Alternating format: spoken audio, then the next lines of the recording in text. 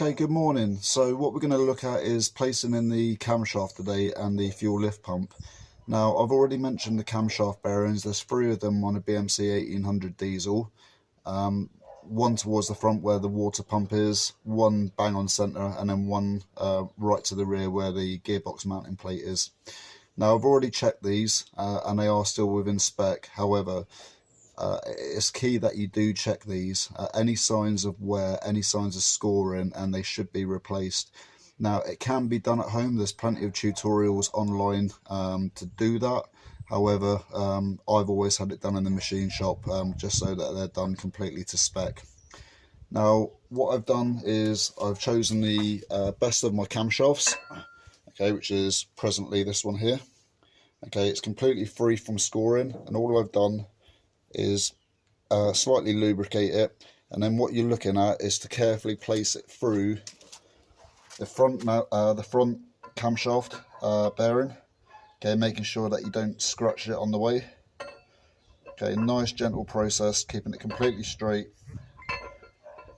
and guiding it all the way through to the rear, like so. And what you're looking for is nice free movement. Now, when you do have camshaft bearings replaced, some of them do need reaming, if not all of them do need reaming, just to make sure that they're going to be completely fit for purpose. But a nice free fluid rotation there. Once that's done then, okay, we're going to move on to the fuel lift pump. So taking a bit of emery cloth, just making sure that the mating surface is completely clear from any bumps or anything like that, so we get a clear mount with the gasket. Okay, and then the gasket simply mounts on like so. Okay, once that's on then, as we're working upside down, the fuel lift pump, okay, just simply guide the, don't know what the technical term for it, lever, okay, and it just goes at a slight angle underneath the camshaft, being cam operated. Okay, so every time the camshaft rotates, you'll get a pump of the lift pump. Once that's done then, a couple of new washers, some 5/16 bolts, new stainless steel ones.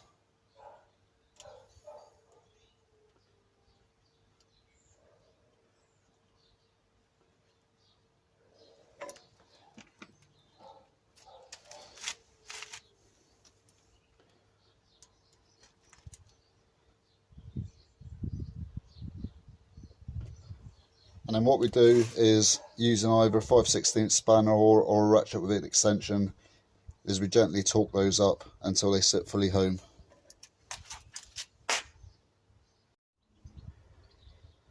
So once they're fully flushed then, okay, forming a nice seal with the new gasket around the lift pump, we need to check the operation. Now, this is a new lift pump, however you can service these with the service kit. And then all I simply do is place the camshaft sprocket on. Okay, don't place a nut or anything like that on. You're looking to make sure that the lever is sitting on the lobe, and then gently rotate the camshaft. Okay, and what you're listening for then is the operation of the fuel lift pump. You should just be able to hear it operating there.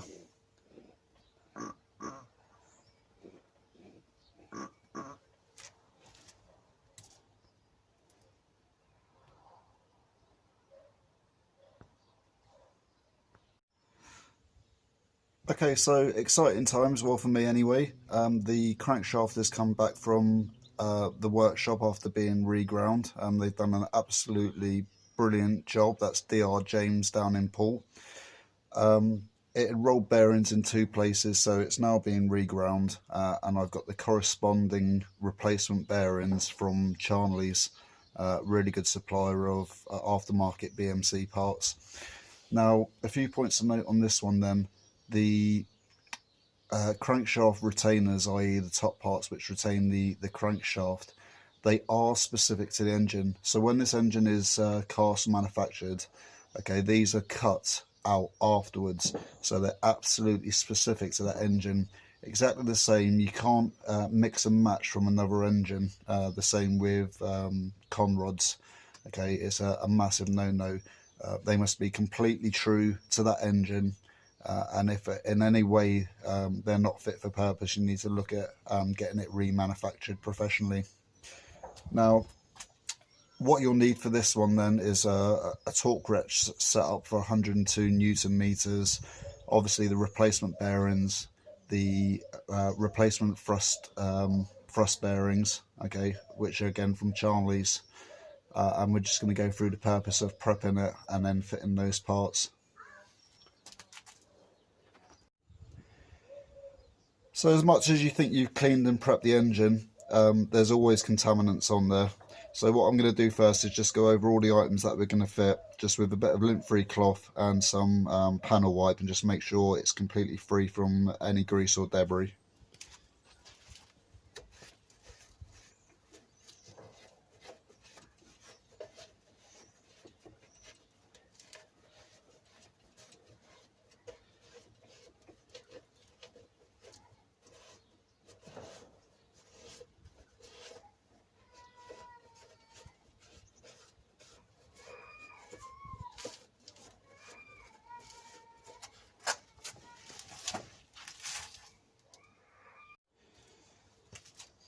So proof's in the pudding then. Okay, that's just a quick wipe. So this engine you've seen from the other videos was completely prepped, and that's just contaminants that have built up over the past couple of weeks just being in storage. So we've already checked this as we were doing the pre-inspection, just making sure that it was fit for purpose. But again, we're just doing a final check, making sure that there's no scoring or any burring on any of the places where the bearings are going to retain. There is no requirement to pre-lubricate any of these recesses where the bearings are going to fit. They must be completely dry and free from debris.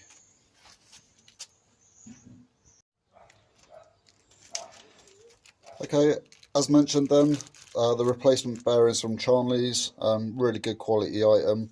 Again, just making sure that they're free from debris and burring, so inspect every part that you are going to fit. And then you simply work your way along.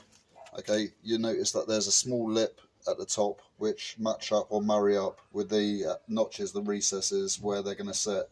Again, another way of doing that is the oil hole where the oil is going to leak down should match up and marry up perfectly with the oil hole on the actual block itself. So all we simply do, place it in, okay, give it a push down, shouldn't take any immense pressure, okay, and it should sit flush. Okay, just run your finger along the top, okay, where it's going to marry up with its counterpart, okay, and it should be completely free and level with no bearing. And all we simply do is just work our way along, okay, and just match those up, marry those up as we go along.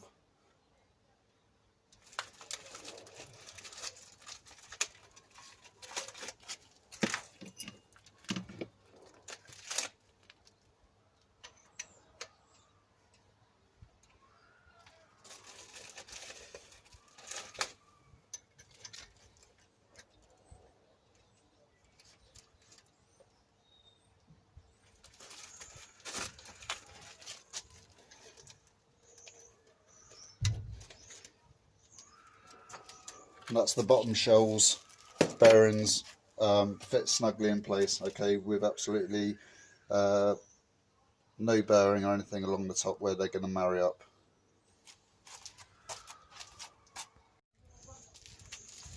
So once they're in place then, we're just going to use a little bit of the engine oil that we're going to use in the engine, a little bit of the Halford Special.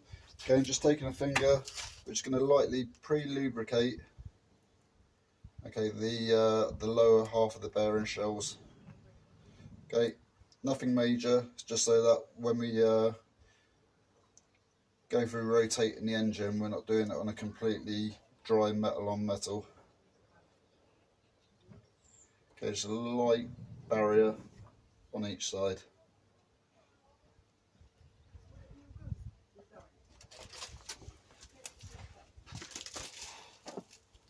So the next thing you've got to look at then is the thrust bearings. Okay, they come in two halves. Okay, for this then, you need to ensure, as per the workshop manual, that the recesses on the thrust washers are facing outwards away from that centre bearing. So these lower ones then, all they do, okay, the ones without the tabs, okay, without tab, with tab, okay, the ones without the tabs then, okay, just sit there in the recesses on the centre bearing.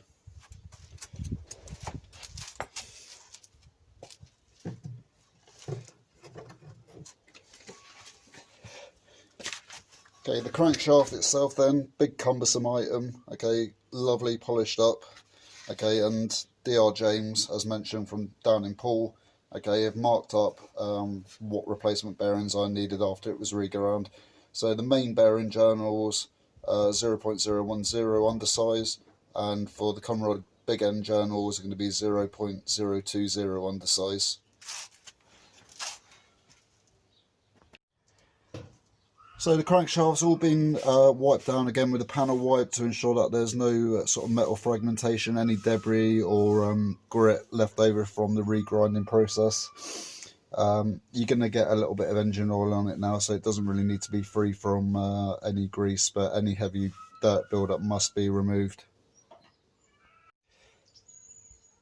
So now we're just going to gently lower the crankshaft in place and just give it a quick spin, quick rotation, just to make sure it's running completely true.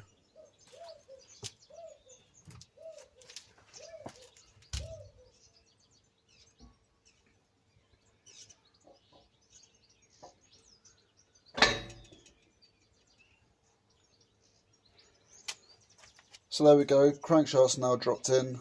Okay, just give it a quick rotation. Okay, and there we go. Nice fluid movement, no sounds of any sort of metal grinding or ingress.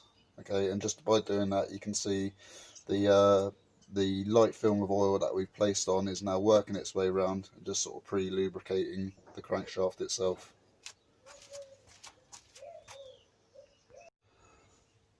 So now we're going to move on to putting the crankshaft retaining caps on.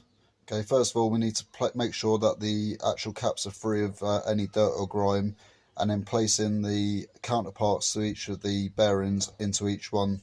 Once we've done that, then we're going to move on to placing them on. Okay, they may need a slight tap just to sort of bring them home, and after that followed by placing in the 10 bolts, okay, which need to be torqued up to 102 Newton meters.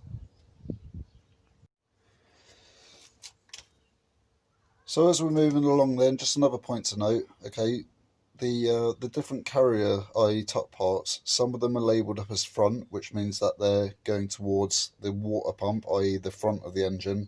Some of them aren't, some of them are labelled up 1, 2, 3, 4, 5, some of them have no labelling at all. So just a point to note, look on the top of yours, in this case this one's saying to the front. So now that we're installing the next carrier, we've lightly lubricated it. Marry it up again as best as possible. Okay, some of them will naturally drop straight in place, some of them again just need a gentle bit of persuasion just to bring them home.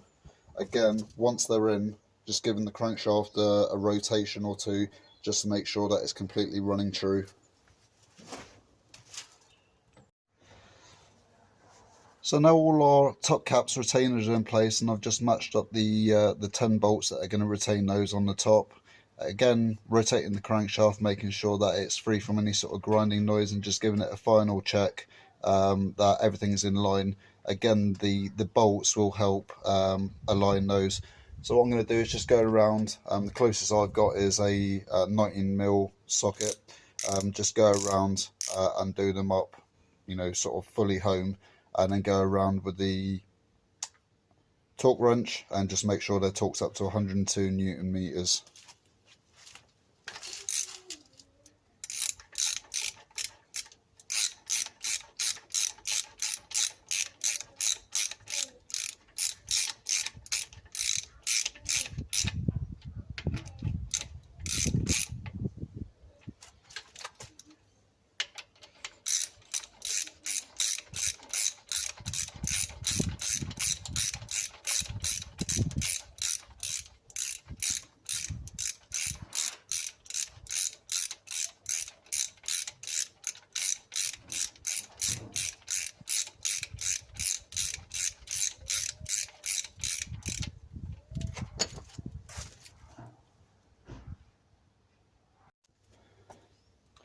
So finally what we're going to do now is work around the crankshaft, the 10 retaining bolts that hold the end caps on, and just ensure that they're all torque tightened up as per the spec to 102 Newton meters. Once they're done then and everything's sat running true, we're just going to give it a rotation to make sure that there's no metal on metal sounds and everything's running completely true.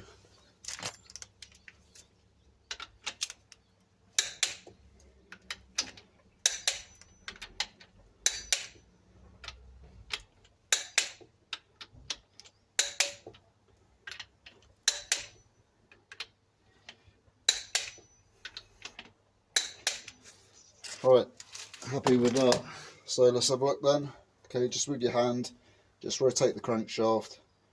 Okay, it should be running completely true. No sign of anything moving out of place as we did the assembly. Okay, I'm pretty confident that we're there with that.